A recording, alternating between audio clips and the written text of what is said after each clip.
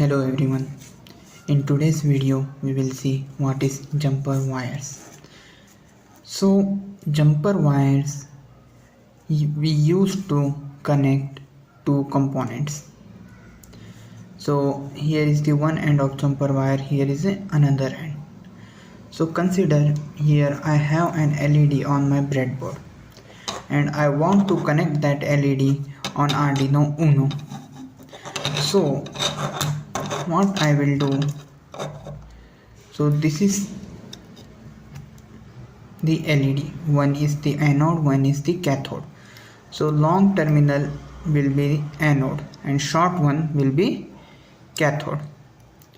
So I want to connect the long terminal, that is the anode, with pin number 13 of Arduino Uno.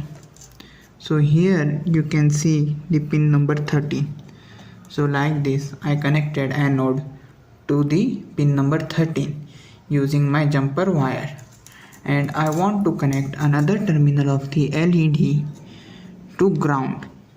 So here like this I will put one jumper wire on cathode and I will connect the ground of Arduino Uno. Here we have the ground to the cathode. So that's how we use jumper wires to make the connections between two components. I hope you understood